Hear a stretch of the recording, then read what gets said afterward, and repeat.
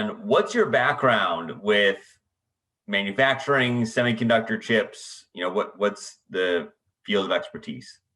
Yeah, I got into this business almost 20 years ago, right out of UT. There was a startup that had come from California, kind of ahead of the curve.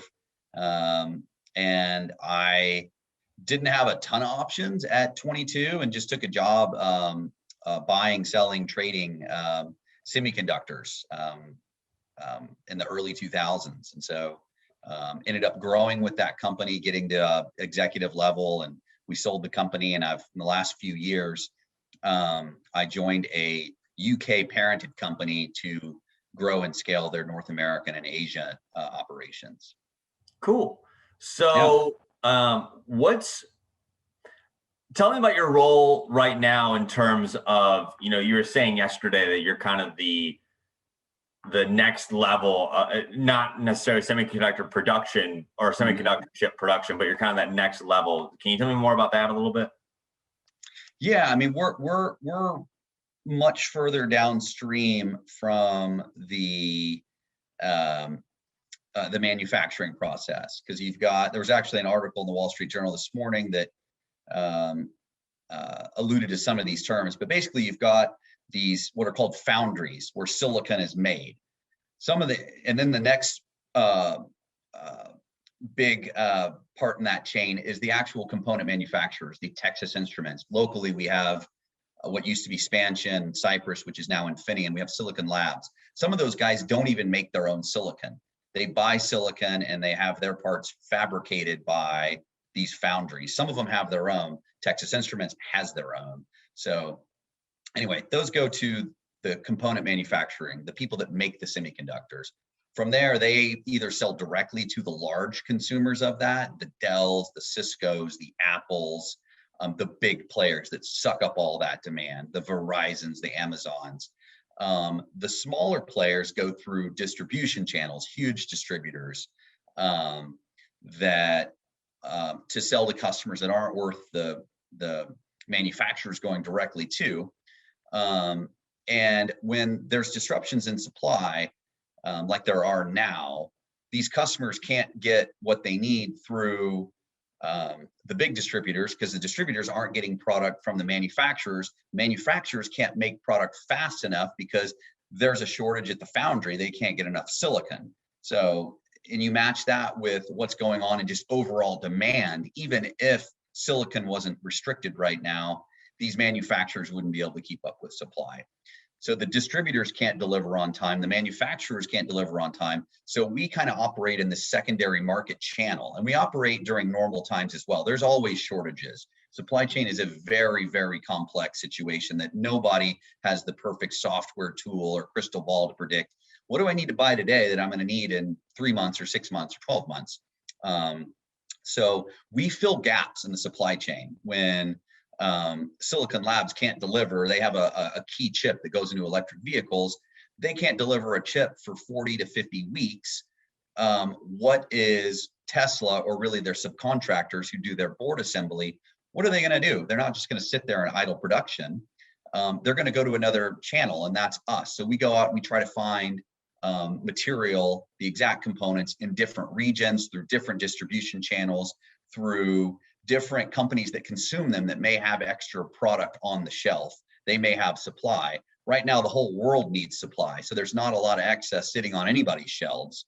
So, but we go and we suck up the pockets of inventory that's available, and we supply those in. When that dries up, you have factories being idled, like what you've seen in the US and Mexico with some of the major car makers. They just can't get the components.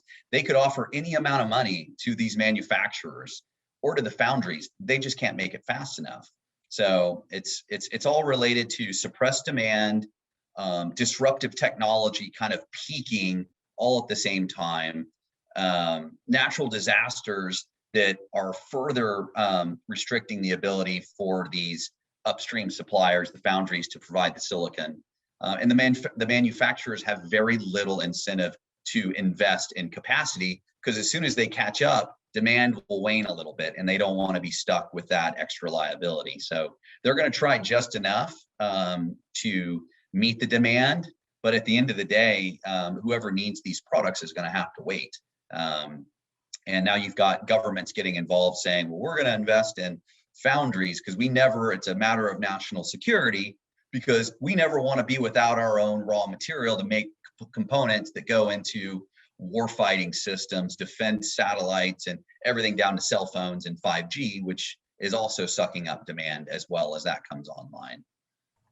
So you were saying that shortages in some way or another, they're not rare. It happens. So what's different now? I mean, why does it seem like there are so many more articles, like you mentioned, or there's so much more attention focused on the shortage that we're seeing now in May 2021? Right. So beyond the obvious, what I had discussed before is you're coming off of a suppressed market in 2020, cancellations, a real suppression in demand. Anytime you come through a cycle like that, no one's ever able to catch up with demand. So that's just a natural cycle, like semiconductor cycle, if you will. Probably not a whole lot different from oil. And it happens every 3 to 5 years, these cycles, in a big way. But you factor in a once in a century pandemic with that. You factor in semiconductors and the Chinese tariffs that took effect. They were in the first tranche in 2018. You have that created some disruption already early on. You factor in all the merger and acquisitions that the component manufacturers have had. You see companies like Infineon come and buy Spanch and Cypress. So you've had this consolidation of these companies.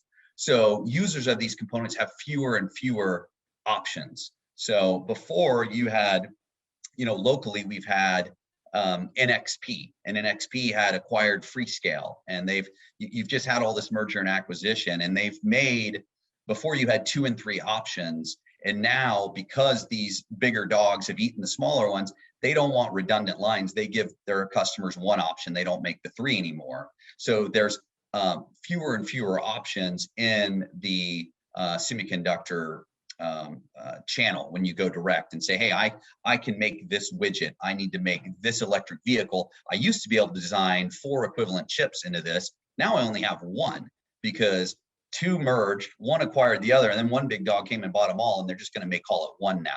So you have that M&A, you have Chinese tariffs that have been, in the most apolitical way I can say, hugely disruptive. They've fallen on the backs of mostly US companies to pay those tariffs. You can't disrupt a multi-billion-dollar supply chain in a few years and have it take its effect. Now, I know in some ways it's worked out, but it is really constrained the supply chain as far as making it prohibitively difficult to go buy Chinese product and then try to go resource. It's been a boon for Vietnam, Malaysia, and Mexico.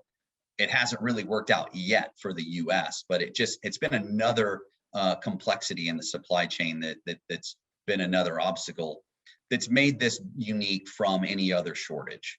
So, and then you've had the natural disasters on top of the pandemic, on top of the M&A that's occurred. And you've had droughts in Taiwan because the largest foundry in the world is in Taiwan, and you need a lot of water to make silicon, which is what they make at these foundries. So they were backed up. You had fires in Japan at Renesas, which delayed production of their silicon for months. And the freeze in Central Texas had a massive impact because Samsung is producing silicon in their facility in Northeast Austin. They couldn't operate for roughly 6 weeks because once you shut a manufacturing facility like that, so complex to make silicon, you can't just flip that switch back on. There's a whole lot more that goes into it that I'm not equipped to say specifically what it is. I just know it's really complex. So all these things come together with electric vehicles just sucking up demand, 5G technology, irrational consumer behaviors, people being at home, having to buy tablets for their kids to do online school, sitting around and thinking, you know what, I need a new computer, this, that, I need some home fitness stuff. I want to upgrade my lighting or my curtains to make them smart and connected to my home. Everything's connected now. So it's a lot of these technologies emerging all at the same time, sucking demand on the back of a pandemic, on the back of natural disasters. political issues, geopolitical issues, tariffs, things like that. So now you're having these conversations of government saying, well, gosh, we need to spend a lot of money to invest in our own infrastructure. That's not solving the problem anytime soon. That's 2 or 3 years away at the very earliest. And you see President Biden holding a semiconductor in January, which was kind of interesting because you've never really seen that before. But that's how critical it is. It goes into everything. If everything's moving to the cloud, you have to have servers. You have to have things that connect all the devices, and those are the semiconductors on the board level that make all those things work. So it sounds to me, in the simplest of terms, this is kind of like the perfect storm of complexities and disruptors and hardships to really bring about the shortage that we're seeing right now. I think, yeah. I mean, I think that it's a very appropriate term. It's obviously a hyperbolic term, the perfect storm. I can't think of another scenario, and there are others that we haven't thought of that could make this more complex. We've seen Japan earthquakes and tsunamis really disrupt. That was a significant disruption in the automotive because of the factories that shut down in Japan. It's normally very isolated. There were floods in Thailand in 2012, the year after the 2011 Japan disaster, where buildings were underwater, where they were producing these hard drives that were going into basically every computer made and other type of computing devices. And that shut things down for several months. This is so on such a broader, larger scale. And then you factor the shortages in resins and things that go in or around the board or outside of the board to make your final product for what you need. But yeah, it is a perfect storm. You couldn't think of these ingredients in the last 2 or 3 years, and probably timed it sequentially to hit where we are today, as far as what the market shortage is. So the shortages of the chips that we're seeing, is that primarily because there is a shortage of ingredients for those chips? Like you mentioned, the silicon specifically, there's been not as much supply for the silicon itself, and that's kind of one of those primary factors for the actual shortage of chips themselves.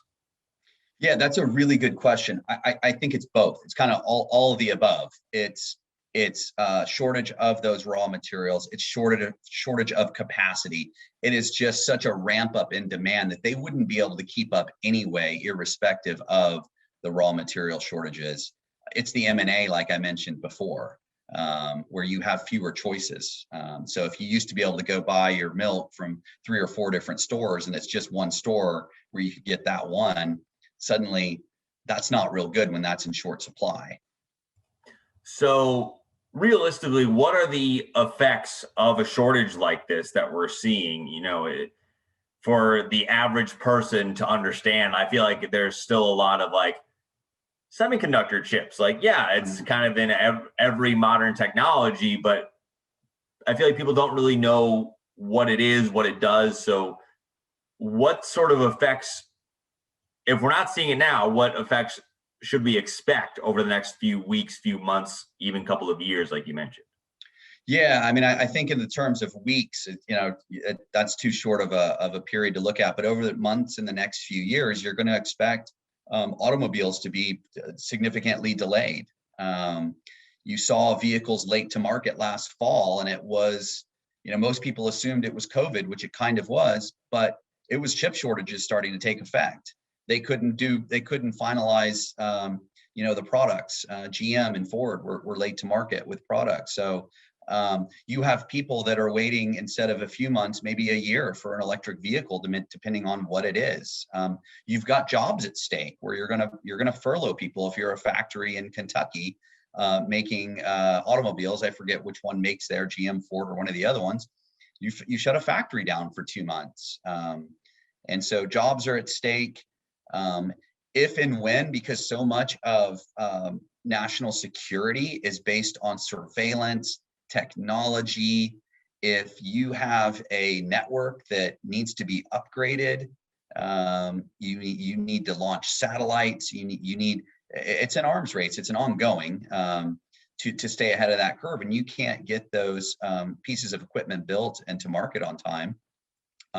You're talking about lapses or gaps in national security at a really kind of high level. You're talking about oil and gas companies trying to invest in technology and making the oil field a smarter place, waiting for months to get the devices that they need that go downhole or above ground to make sure environmentally they're doing what they're doing, or measuring the different things they have to measure as they drill holes and pull minerals out of the earth. This seems like such a complex topic to talk about. What's the best way to get the average person to understand what's happening, or to get them to understand, like, you gave Texas Instruments as an example, like high schoolers calculators, like the TI-84 or TI-85, like, I feel like that's a realistic example. Like, hey, this is how it could affect you, not just, people who can afford high-end Tesla vehicles. Mm-hmm. This can affect everybody, from, people who are just going to high school and need kind of those bare necessities, and, to people who can afford those, again, those Tesla vehicles or electric vehicles that require, so many chips and to do so many software functions. Mm-hmm. Yeah, no, I mean, I think that's a really good question. I think, it is not just the high-end vehicles or the big corporations. It's all the way down to the consumer. Now, I think I had TI-81s or 82s back in the day, but if you've got to deliver, X thousands or millions of Chromebooks or TI calculators, and you're being told, wait a minute, waiting a month or two is reasonable, but I can't wait 8 months to get that to the school district or to wherever I can go. And it's going to be an inconvenience to a lot of people that probably don't realize it yet, because that just hasn't caught up yet. The electric vehicles and the 5G and the national security issues kind of steal the headlines. And most of the, I mean, other than the computers that have CPUs and complicated chips, calculators these days don't have terribly complex semiconductors on them, but those are just as affected as the microcontrollers that go into electric vehicles. It's the simple chips that just make the basic circuitry work in something like a calculator. So this is just anecdotal. I don't have data to back this up.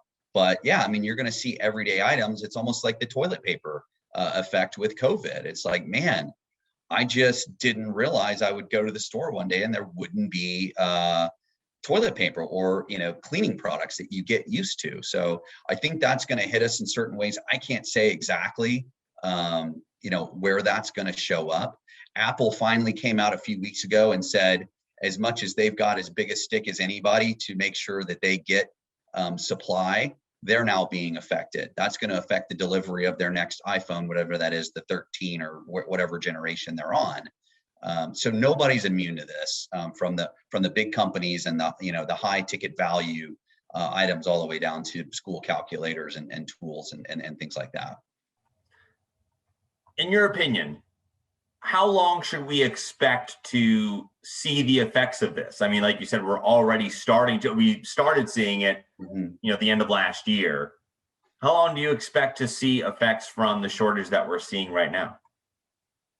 I think there's two questions there, and I think we're going to see the shortage for at least another significant constrained supply for at least another 9 months. This is going to go on through the end of the calendar year, into calendar quarter one of 2022.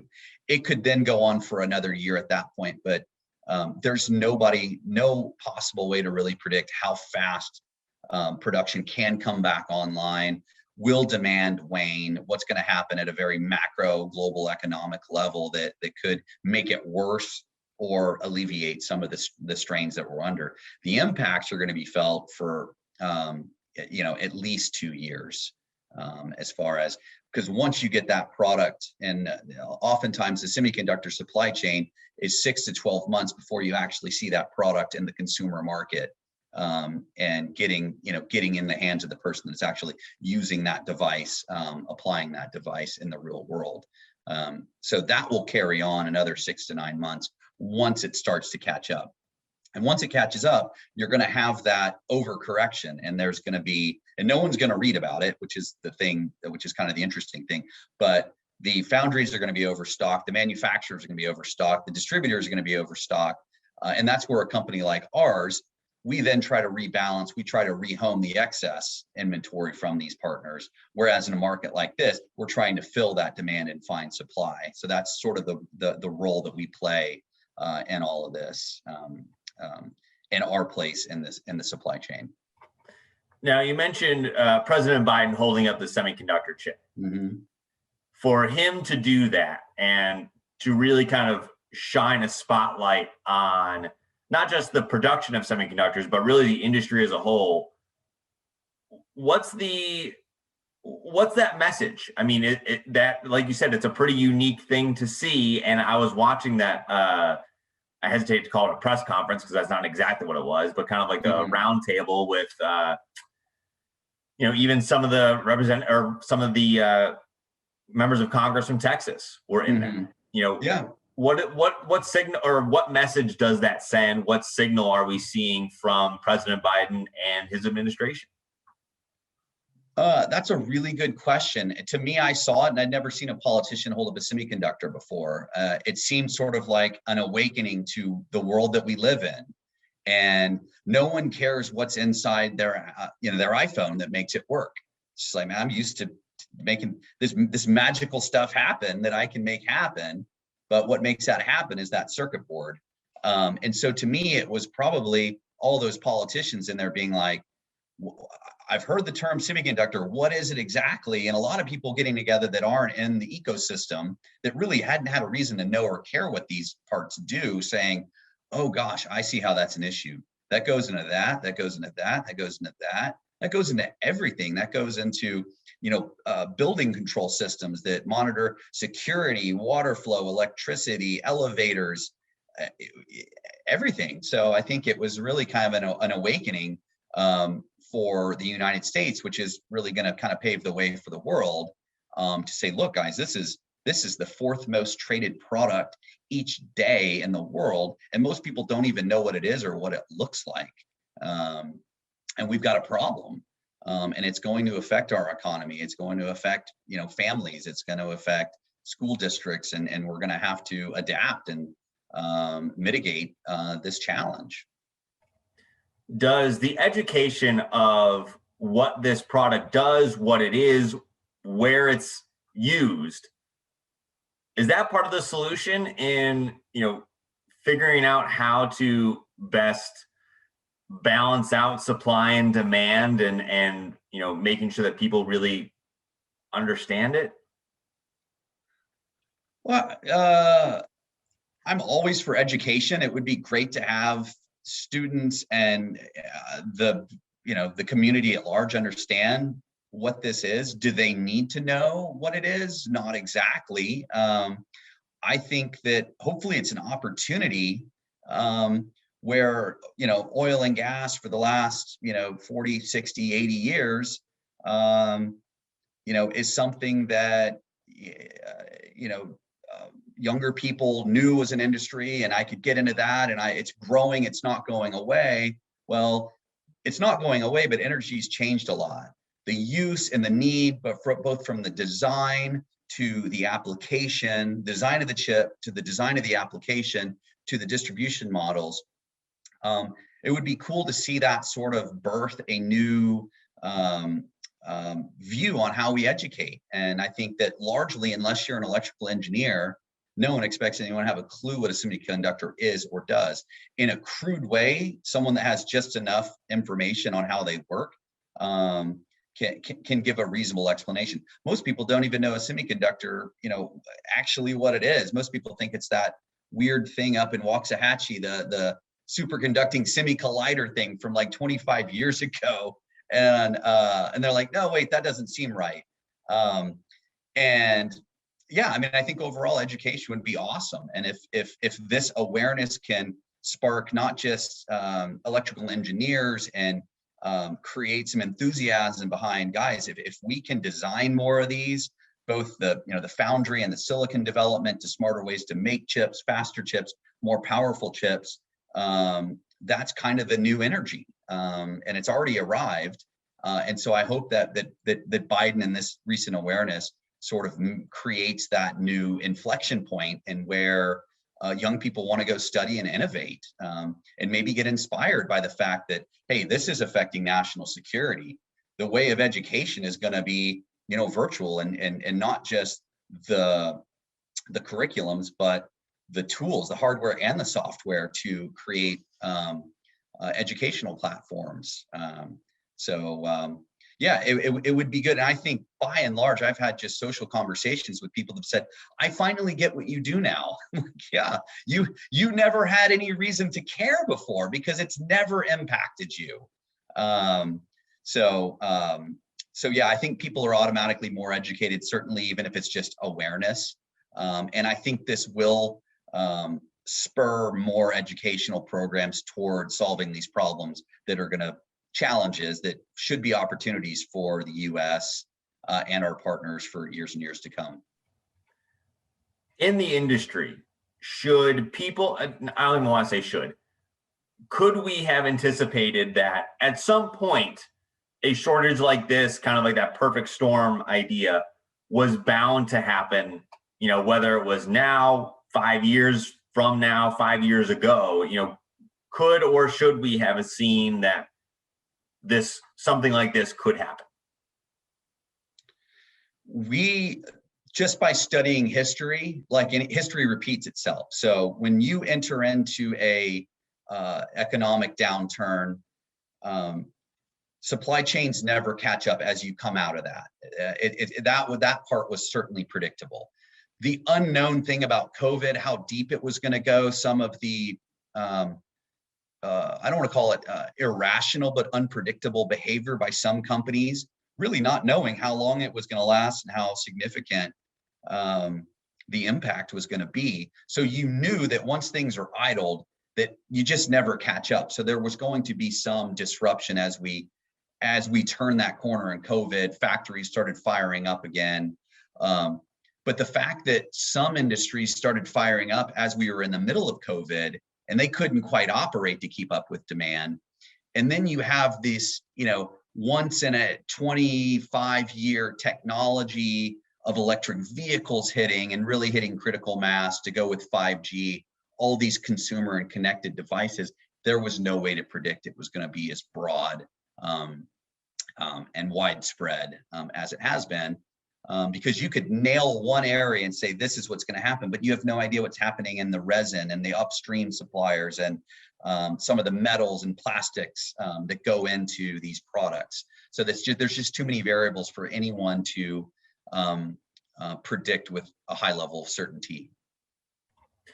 And you mentioned that the education around this hopefully will, or kind of what's happening now, will kind of hopefully spark this new generation of people looking to get into this field, or study electrical engineering, study really the impacts of this, study how to make chips faster, better in every way, more efficient. Does that also couple with the need for increasing the production itself, as this product becomes even more ingrained in our lives than it already is? Yeah, I mean, I think this was a wake-up call for our ability domestically to be dependent on our own resources. It kind of goes back to early days. You want your independence, you need to have your own resources. So fortunately, we have some resources in North America, not nearly enough. A disproportionate amount of silicon comes from Taiwan and China. That's well documented. The EU is even more vulnerable. They have no foundries. So they have zero reliance on themselves for that. And that's a wake-up call for them as well. But I think the $50 billion of investment that the Biden administration wants to put forth is really just a starting point. And I think it makes for a really nice headline. But this demand for silicon isn't going away. So I believe it's not just a smart idea. It's an absolutely vital, necessary decision to start building our own independence as far as being able to produce our own resources to make these components. And I think it really resonates when you start talking about national security and things like that. But at the same time, it protects your economic interest for every kind of product imaginable. I think that's the questions I had. Is there, I know we talked, we covered a lot of ground, but is there something that I missed? Is there anything that you think is important to talk about that I did not bring up? No, I mean, I think you talked about the sort of the genesis of where we are now, you know, the current situation and where it's going, the impacts. There's just so many there's so many storylines and variables in this. Is there any solutions? I mean, I know there's not going to be one single, like, this is it, like, you know, one, you know, blinding light idea for a solution, but are there any solutions for, you know, the demand we're seeing, the shortages that we're seeing right now and that we've seen, you know, on a cyclical basis? Yeah, I mean, I think the solution now, as we were just talking about it, is to be able to independently produce our own semiconductors from cradle to grave, meaning we can create our own silicon. However, beyond the national security interest, it's a capitalist, you know, society that we live in. So someone's got to make money on that. So if we oversupply, suddenly you've got a factory that's huge and expensive to run, and you've got to make sure you don't put $50 billion into something that solves a 2-year problem, and then, you know, have we over invested in this? So, you know, someone's going to have to run that and make sure it's profitable. So there isn't really a good solution right now. We're all going to feel some pain. I think the benefits to this is just the awareness. It's an opportunity to educate. It's an opportunity to invest in our infrastructure, both in Texas and in the U.S. And I feel like Texas is going to be one of the places where we're going to want to create one of those foundries like they have in Taiwan. And just like in anything, if you are so dependent on a foreign entity for critical supplies, you're vulnerable. And you want to have that that independence. It's just going to be tricky on how we bring that online. And no one knows the supply chain. Nobody knows. There could be, the thing that could make this worse is there's some other new disruptive technology that comes in that, you know, was the cell phone of the late 90s, or the electric vehicles of 2020 and 2021. You know, these disruptive once in a quarter century technologies hit, and no one's ready for that type of demand. And right now we've got electric vehicles and computing devices and smartphones and everything super connected, that it's certainly more volume at one time than the market's ever seen. With your background in this industry and what you've seen the past 20 years, is there such a thing as overinvestment? Yeah, you saw that after the shortages of the late 90s, where Nokia and Motorola, the first cell phone makers, where it finally hit sort of critical mass, they couldn't keep up, and then they hugely oversupplied. And then you had the telecommunications equipment makers that overbuilt the infrastructure. The old Nortel, used to be Northern Telecom, then became Nortel Networks. They went bankrupt because they overbuilt. They overbought. The market was flooded with excess inventory for about a 5-year period, starting in 2001. Once everyone realized, oh gosh, we really overcorrected this problem. Nortel never recovered, and has since spun out to, sold off different divisions, but no longer exists as Nortel Networks. So history does tell us that, and and businesses, the users of the components and the makers of the components are going to learn from that.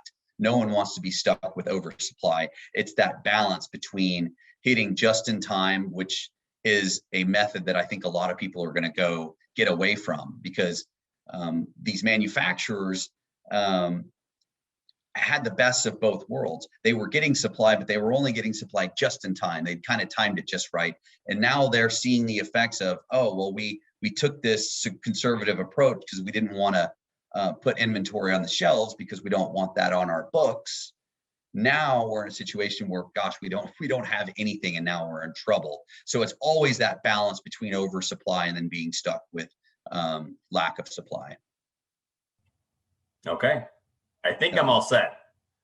Yeah, no, good questions. It's fun to bring this industry that's sort of been behind a curtain. Just show me what my smartphone looks like. I don't really care what's happening. So it's cool to see that, and it resonates in Austin. I mean, we're super tech savvy, and we've got Silicon Labs, Cirrus Logic, AMD, NXP, Samsung.